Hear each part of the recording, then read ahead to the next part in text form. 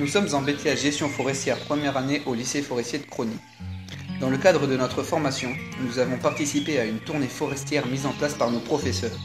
Celle-ci s'est déroulée dans les Cévennes autour du village de Vézénobre du 15 au 19 mai 2017.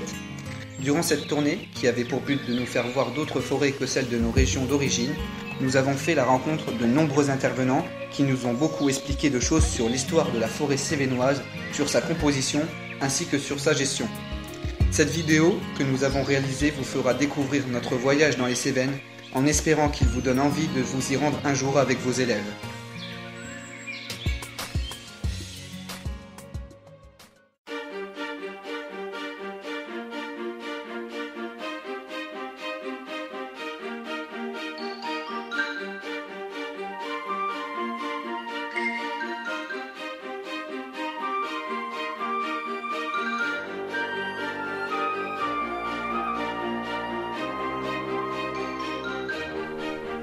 De Crony à Vézénobre, le voyage s'est fait en bus. Nous avons mis un peu moins de 10 heures pour traverser une bonne partie de la France. Le chauffeur du bus de la compagnie des voyages de Marie-Claude était très sympathique et le voyage s'est très bien passé grâce à lui et était même plutôt agréable.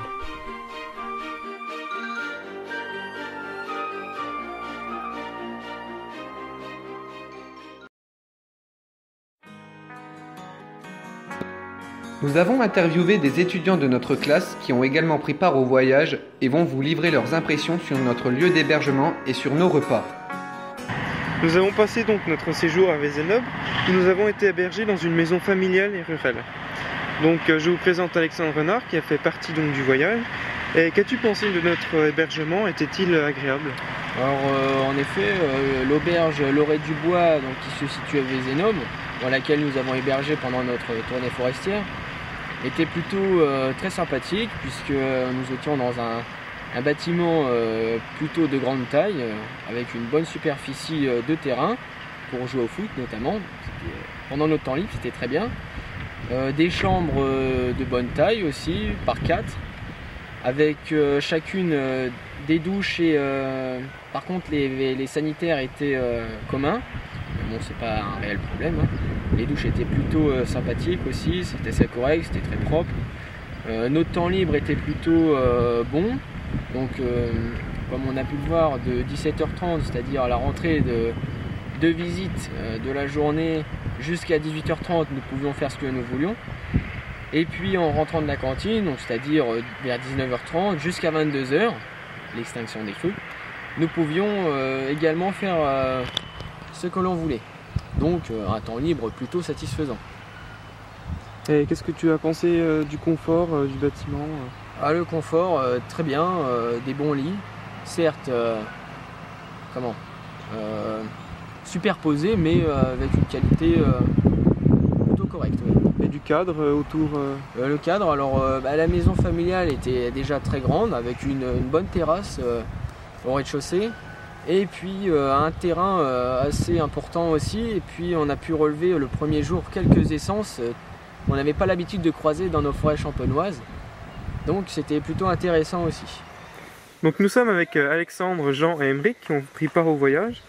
Nous avons pris donc nos pique-niques, nos repas à la maison familiale et rurale. Jean, est-ce que tu as été satisfait des repas? Oui, globalement les repas étaient bons, les pique-niques aussi, et non c'était bien. Alors Aymeric, qu'est-ce que tu as pensé de l'accueil qui nous a été réservé à la maison familiale? Je trouve qu'on a été assez bien accueillis. On a vu des personnes qui étaient intéressantes et ça changeait de famille, c'était intéressant. Le personnel était charmant. Le mardi matin, nous avons commencé la tournée en faisant la rencontre de Nathanaël Ours. Il est gestionnaire forestier et fait partie de la coopérative forestière lozérienne gardoise. Son travail consiste à la gestion des forêts de propriétaires privés. En fonction de leur lieu de travail, les essences présentes en forêt ne sont pas les mêmes. Il nous a expliqué qu'au nord d'Alès, les forêts sont composées de châtaigniers, alors qu'au sud du Gard, elles sont composées principalement de chênes et de pins d'Alep. Cette coopérative a été créée en 1985, à l'origine en Lozère. Mais avant tout, M. Ours était venu pour nous présenter le châtaignier, sa sylviculture dans les Cévennes et ses débouchés. Le châtaignier est cultivé en taillis simple la plupart du temps. Dans les Cévennes, il y a 3 scieries spécialisées dans le châtaignier. Cet arbre peut s'orienter vers de nombreux débouchés qui va de la production de bois de chauffage et énergie jusqu'à la production de sillage pour la charpente et la menuiserie, en passant par la production de piquets. Cependant, cet arbre présente un défaut très fréquent, la roulure, qui est un décollement des cernes de croissance. Ce défaut peut être dû au gel ou à la sécheresse. Le chancre est un champignon qui est lui à l'origine de la mortalité du châtaignier, car il bloque la montée de sève et assèche l'arbre. Monsieur Ours nous a expliqué comment éviter sa propagation à l'abattage. 90% de chance de toucher un autre arbre, donc même 95 je pense. Donc du coup vous risquez aussi de l'écorcer à la chute et donc de transmettre cette maladie. Donc normalement le châtaignier, hors contexte de marché, il faudrait l'exploiter hors fait. Cependant, le châtaignier est de moins en moins présent dans les forêts cévennoises. La première cause est le changement climatique qui a remonté son aire naturelle de 800 à 1500 mètres d'altitude. Cette disparition du châtaignier est également due à l'implantation massive du pin maritime. Le châtaignier reste tout de même un arbre emblématique des Cévennes dont la présence dans les forêts est très appréciée par les propriétaires. Mardi après-midi, nous sommes allés à la rencontre de Sophie Girard, qui est chargée de mission au Parc national des Cévennes, où la conciliation entre production et protection constitue le principal problématique autour de laquelle Sophie travaille. Notre objectif va être dans un parc national, comment faire en sorte d'arriver à concilier activité forestière, gestion forestière et protection des patrimoines naturels. Durant ces dernières années, la forêt cévenole n'a cessé de progresser grâce aux politiques de reboisement et restauration des terrains de montagne. En 1850, qui était le minimum forestier en fait en France, on avait un taux de boisement de 16%. Donc c'est ce que vous voyez en vert foncé. Donc j'en parlerai un petit peu après. C'est un travail qu'on a fait, ce qu'on appelle un travail sur les forêts anciennes. 1850, en fait, pourquoi on prend cette date-là? Parce qu'en France, c'est à peu près le minimum de la couverture forestière. Donc on peut imaginer qu'à partir de là, ce qui était forêt, donc ce qui est en vert foncé sur la carte, qui était forestier en 1850, l'est probablement encore aujourd'hui. C'est-à-dire qu'il y a eu beaucoup moins de défrichement ou de déboisement après. Donc il y a une grosse probabilité qu'il y ait une continuité de l'état boisé entre 1850 et maintenant. Donc c'est ce qu'on appelle les forêts anciennes. Georges Fabre a notamment été un forestier qui a marqué l'histoire du parc en reboisant le mont Aigoual au XIXe siècle. À l'heure actuelle, le parc compte une production avec des objectifs économiques intéressants, notamment sur les résineux, avec des zones qui commencent à rentrer en production, avec 50% de bois d'œuvre résineux, et le bois énergie en augmentation, de 30 à 40%. Mais la forêt à l'intérieur du parc n'a pas qu'un intérêt de production, mais bien biologique, avec des espèces comme le pic noir, la chouette de Tegman ou encore le grand tétras. Les communes qui le souhaitent peuvent rejoindre le parc et s'engagent ensuite à respecter des réglementations et des chartes. Les gardes du parc réalisent des interventions, des inventaires et des cartographies et appliquent ensuite la réglementation sur le terrain. Toutes ces mesures visent à augmenter le caractère naturel de la forêt et à protéger toute la biodiversité.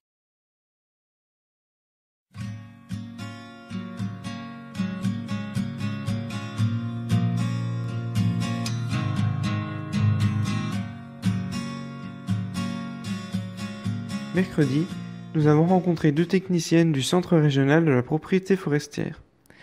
Le Centre national de la propriété forestière compte une délégation par région administrative. Ici, celle du Languedoc-Roussillon. Les techniciennes du CRPF organisent des journées de formation auprès des propriétaires, des réunions et donnent de nombreux conseils pour orienter les politiques publiques.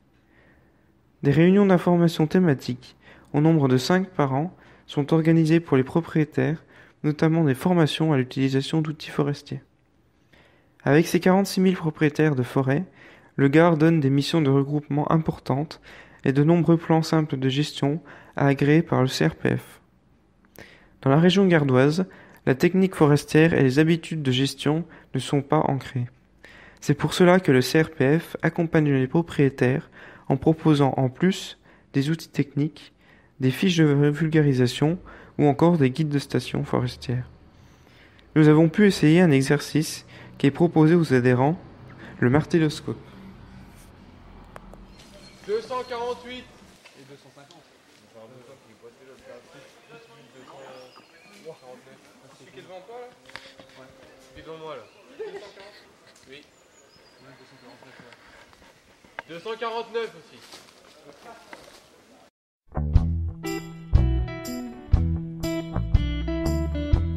Le mercredi après-midi, nous nous sommes rendus à la scierie Luc Tessonnière, qui est spécialisée dans la transformation du châtaignier depuis son installation il y a 25 ans. Monsieur Tessonnière nous a accueillis et nous a présenté la transformation du châtaignier. D'abord, il nous a présenté brièvement la place du châtaignier dans les forêts cévennoises. Il nous a expliqué qu'il s'agissait d'un arbre qui est très dynamique et repoussé très vite une fois coupé.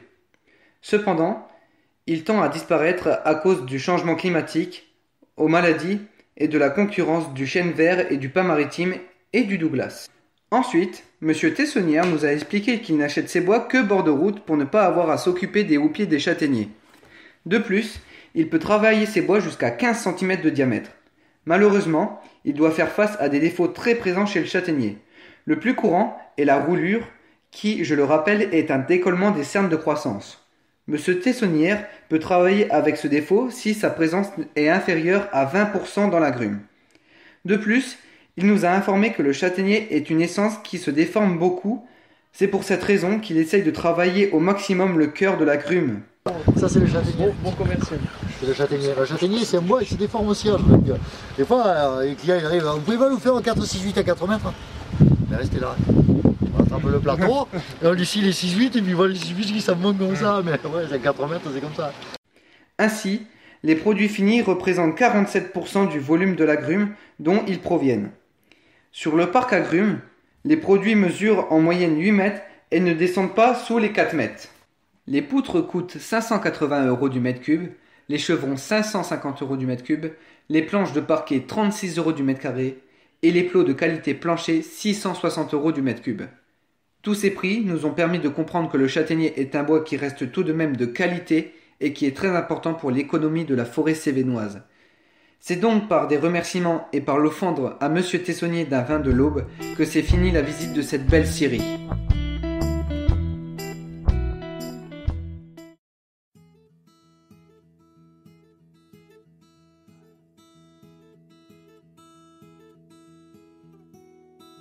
La Société d'exploitation des bois du Sud-Ouest, SEPSO, a été créée en 1957. Son activité regroupe l'ensemble des métiers de l'exploitation forestière et a pour mission l'exploitation forestière des forêts publiques ou privées, la commercialisation du bois.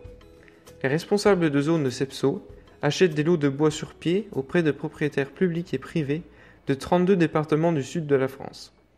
Ils organisent ensuite l'exploitation forestière avec les bûcherons et les débardeurs. La SEPSO collabore avec des entreprises de travaux forestiers. Ces ETF réalisent, en sous-traitance, des chantiers d'exploitation et de débardage.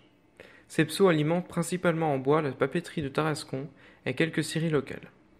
La société utilise ses propres machines, des abatteuses, skiders, camions porteurs, ses propres bûcherons et pour d'autres travaux des sous-traitants. Pour exploiter toute essence de résineux, mais elle évite les châtaigniers pour leurs tanins et les bois brûlés qui ne sont pas acceptés en papeterie. La SEPSO est titulaire d'une chaîne de contrôle validée selon le processus de certification PEFC qui garantit aux propriétaires une exploitation répondant aux principes de gestion durable de la forêt et permettant à la SEPSO de livrer à ses clients des bois certifiés PEFC. Au sein de la SEPSO, 3 personnes travaillent sur un système de management de la sécurité qui garantit la mise en œuvre d'une politique de santé et de sécurité inscrit dans un programme d'amélioration continue pour la prévention des risques liés à l'exploitation forestière. Dans ce cadre, nous avons remarqué des chenilles processionnaires qui sont en pleine progression, mais qui n'impactent pas, à l'heure actuelle, les chantiers. Par la suite, nous nous sommes rendus à côté d'un chantier, sur une place de dépôt, où nous avons pu voir un débusqueur en action.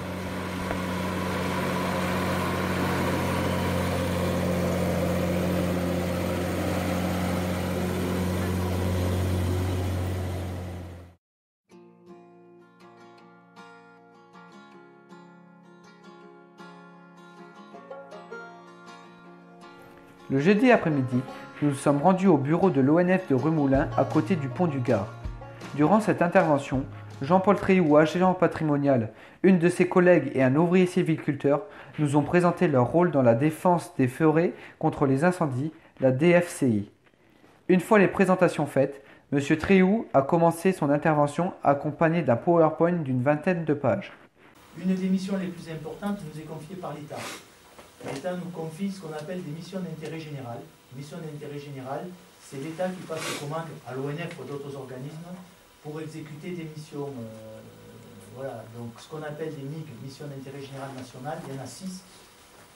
Il y a tout ce qui est santé des forêts, il y a l'arboretum des Barres qui est géré, il y a la ressource génétique forestière, c'est-à-dire les vergers à graines, il y a tout ce qui est, alors les deux grosses, voilà, restauration des terrains en montagne, les RTM, vous en avez vu en parler, et la DFCI. Voilà. Ce sont deux missions d'intérêt général qui sont confiées par l'État à l'ONF, et les dunes, pardon, les dunes. Nous on est peu concernés, mais sur le littoral aquitain, une grosse mission d'intérêt général, c'est la gestion des dunes. Voilà. Donc tout ce qui est fixation notamment. Donc nous c'est la DFCI, mais effectivement, voilà, ça c'est confié par l'État et c'est payé par l'État. L'ONF possède des patrouilles de surveillance, dites vertes, qui travaillent en collaboration avec les pompiers et qui peuvent intervenir pour arrêter les feux naissants. Depuis 2016, ils ont également un suivi GPS en temps réel de leurs interventions qui est envoyé directement aux pompiers. En 10 ans, 16 000 hectares ont brûlé dans les 15 départements présents dans le climat méditerranéen. Ainsi, il y a 2000 départs de feu par an dans ces départements. Cependant, au fil des années, le nombre d'incendies baisse. Ceci est dû à la prévention réalisée sur le public, aux véhicules de service de la DFCI et à la sylviculture utilisée. En effet, la futée régulière est favorisée dans ces régions pour éviter le départ des feux dans la strate arbustive. Une fois cette présentation en salle terminée, M. Tréhou nous a fait découvrir les véhicules des ouvriers de la DFCI. Ils possèdent chacun une cuve de 600 litres d'eau qui peut être diffusée pendant 20 minutes à une pression de 35 bars. De plus, ces véhicules sont en contact radio et GPS directement avec les pompiers. Chaque véhicule est utilisé pour surveiller 5000 à 6000 hectares chacun. Pour finir cette intervention, les ouvriers de la DFCI nous ont emmenés au sommet d'un petit point culminant la ville de Remoulins où se trouvait une cuve d'eau de plusieurs milliers de litres. Celle-ci se trouvait au milieu d'un très beau panorama et sert à remplir les cuves des voitures d'intervention de la DFCI et des pompiers. Elle est remplie tous les ans et la végétation est débroussaillée à 25 mètres à la ronde de celle-ci pour éviter qu'elle ne soit touchée par les incendies. La fin de la journée approchait, notre classe a profité une dernière fois de ce magnifique paysage qui s'offrait à nous. Certains en ont même profité pour cueillir du bon thym. Et le moment du au revoir aux agents de l'ONF et aux ouvriers de la DFCI est arrivé avant que nous repartions pour Vézénobre.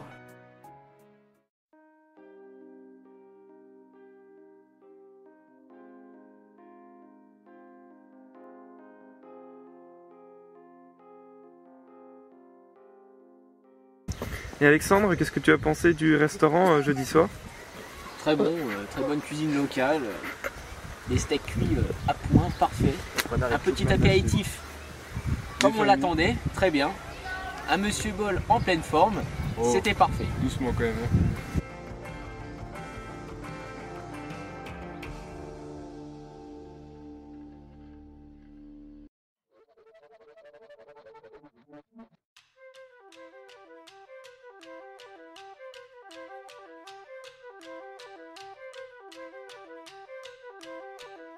Nous avons quitté l'Orée du Bois le vendredi matin à 8h après un dernier petit déjeuner à la maison familiale.